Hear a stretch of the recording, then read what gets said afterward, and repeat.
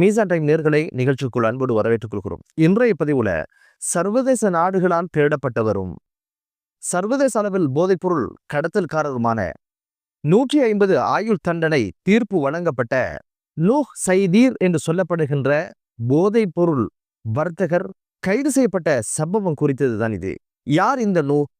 இவரை சுற்றி நடந்த விஷயங்கள் என்ன அப்படின்னு விடயங்களை தேடி பார்த்ததுல லெபனான் இராணுவத்தினரால இவர் 2 தினங்களுக்கு முன்னால 3:30 மணி அளவுல எந்த ஆர்ப்பரிப்பும் இல்லை, எந்த சண்டையும் இல்லை, எந்த தகராறும் இல்லை, அமைதியான முறையில் அவரை காருக்குள்ள இருந்து இராணுவத்தினர் இவரை கைது செய்தனர். கைது செய்து நேரடியாக பாதுகாப்பு அமைச்சுக்கு இவரை கொண்டு போனாங்க விசாரணைகள் நடத்துறதுக்காக. இவர் தொலைபேசியில் அவரோட குடும்ப உறுப்பினர்களுக்கு என்ன சொல்லியிருக்கிறாரு அப்படின்னு கேட்டீங்கன்னா, நான் சரணடை போகிறேன் அப்படின்னு ஒரு விஷயத்த சொல்லிட்டு தான் இவருடைய கைது நடந்ததாக சொல்லப்படுது. இவர் மீது முன்வைக்கப்படுகிற குற்றச்சாட்டுகள் என்ன அப்படின்னு பாத்தீங்கன்னா, தண்டனைகள் என்ன, குற்றச்சாட்டுகள் என்ன அப்படின்னு பாத்தீங்கன்னா, இவருக்கு எதிராக வழங்கப்பட்டிருக்கிற தண்டனைகள் 150 ஆயுள் தண்டனை இப்போது தீர்ப்பாக வழங்கப்பட்டிருக்குது.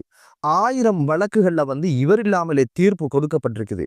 2500 வழக்குகள் இப்போது நிலுவையில் இருக்குது. அதுக்கான பிடியாணையும் பிறப்பிக்கப்பட்டிருக்குது.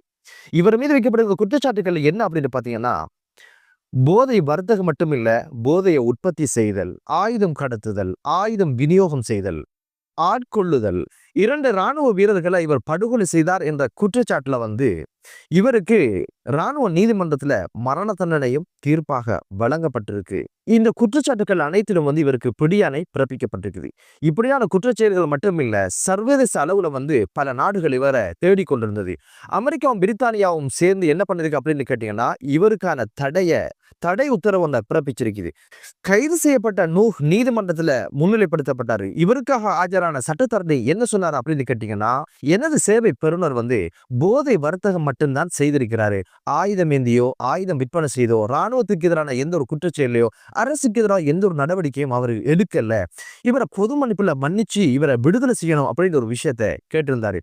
1000 வழக்குகள்ல தீர்ப்பு வழங்கப்பட்டிருக்குது. 2500 வழக்குகள் நீதிமன்றத்துல நிலுவையில் இருக்குது.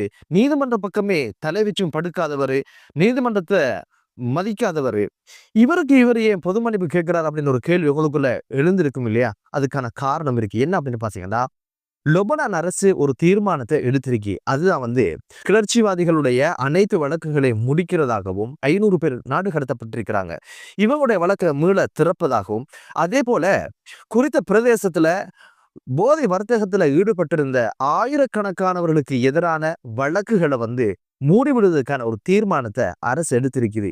இந்த ஒரு சந்தர்ப்பத்துல தான் உடனடியாக இந்த கைது நடந்திருப்பதாகவும், அதை முன்னிறுத்தி தான் இப்போது இவருடைய சட்டத்தரணி கேட்டிருக்கிறாரு, பொது மன்னிப்புல இவரையும் கொஞ்சம் மன்னிச்சு விடுங்களே அப்படின்னு சொல்லி.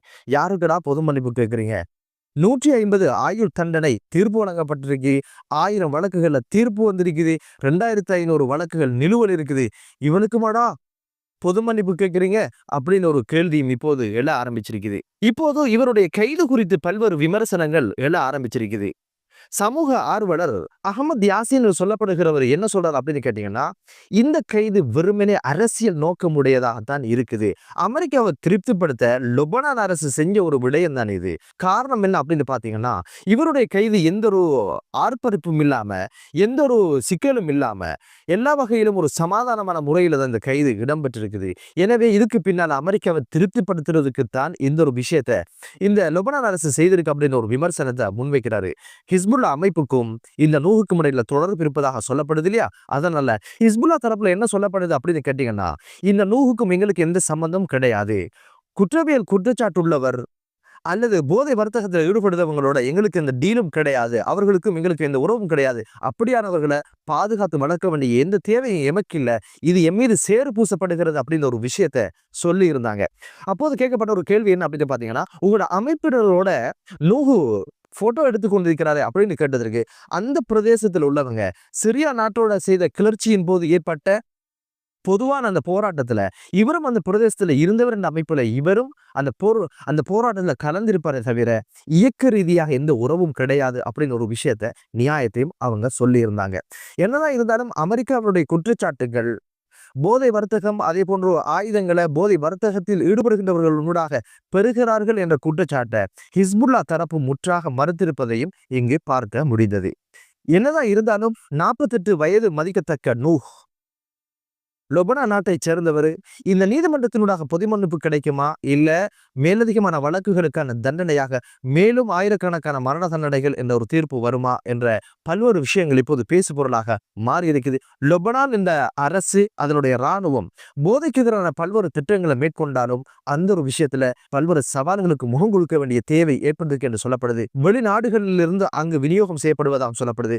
கடந்த சில ஆண்டுகளுக்குள்ள அந்த போதை மாத்திரைகள் சொல்லி 800 மில்லியன் மாத்திரைகள் கைப்பற்றப்பட்டதாகவும் இதனுடைய பொறுமதி கிட்டத்தட்ட 15 தொடக்கம் 20 பில்லியன் அமெரிக்கன் டாலர்ஸ் பொறுமதி வரும் அப்படின்னு சொல்லப்படுது. சுற்றுவளைப்புகள் நடத்தப்பட்டாலும் குறித்த சில பிரதேசங்கள் வெறுமனே வறுமை கோட்டுக்குள்ள இருப்பதனால போதை வர்த்தகர்கள் அவர்களை அந்த பிரதேசத்து மக்களை தமது ஆதிக்கத்துக்கு கொண்டு வந்து பல்வேறு உதவிகளை செஞ்சு அவர்களை இந்த வலையில் சிக்க வைக்கிறாங்க அப்படின்னு ஒரு விஷயம் சொல்லப்படுது. எனவே இவருக்கு நூஹுக்கு ஒரு சிறப்பு பேர் அந்த பிரதேசத்துல என்ன அப்படின்னு கேட்டீங்கன்னா அபுல் ஃபுகரா, ஏழைகளின் தந்தை அப்படின்னு சொல்லப்படுது. அவ்வளவு தூரம் தனது பணத்துல அந்த பிரதேசத்து மக்களுக்கு செய்கின்ற உதவிகள் எல்லாம் செய்து அந்த இளைஞர்களையும் உள்வாங்கி கொண்டுதான் இந்த பயணத்துல இந்த நூஹ் இருந்திருக்கிறார் என்பது தெரிய வருது. என்னதான் இருந்தாலும் நூஹ் ஆரம்ப கட்டத்துல சுவிட்சர்லாந்துக்கு பயணமாகி 3 வருடங்கள் அங்க தங்கி இருந்தாரு. அமெரிக்காவுடைய ஒரு பல்கலைக்கழகத்தில் தனது பட்டப்படிப்பு முடித்ததாக சொல்லப்படுது. அதுக்கு பிறகு சுவிட்சர்லாந்துல இருந்து லெபனானுக்கு பல்வேறு குற்றச்செயல்கள் ஈடுபட்டதாகவும் மிகப்பெரிய ஒரு போதைப்பொருள் வர்த்தகர் தாதாவாக, ஒரு போதைப்பொருள் மன்னனாக மாறியதாக சொல்லப்படுது. தனது சகோதரன் சிறையில் இருந்திருக்கிறாரு. அவரை வெளியில் எடுப்பதற்கு சட்டவிரோதமான செயற்பாடுகளில் ஈடுபட்டார் குற்றச்சாட்டும் இருக்குது. இப்படி பல்வேறு குற்றங்களை செஞ்சவர் தான் இப்போது ஏதோ ஒரு வகையில பேர் கைது செய்யப்பட்டிருக்கிறார் அல்லது இவர் சரணடைந்திருக்கிறார் என்பதுதான் பொருத்தமாக இருக்கும் என்று மீசா டைம் நினைக்குது. என்னதான் இருந்தாலும் இவர் விஷயத்தில் அரசும் நீதிமன்றமும் என்ன வகையான தீர்ப்பு எடுக்க போகுது அப்படின்றது தெரியல, பொறுத்திருந்து பார்க்கலாம். என்னதாக இருந்தாலும் இப்போது உலக நாடுகளுக்கு மிகப்பெரிய ஒரு அச்சுறுத்தல் போதை கடத்தல்காரர்கள், வர்த்தகர்களால பெரியோரு சிக்கல் தோற்றுவிக்கப்பட்டிருக்குது.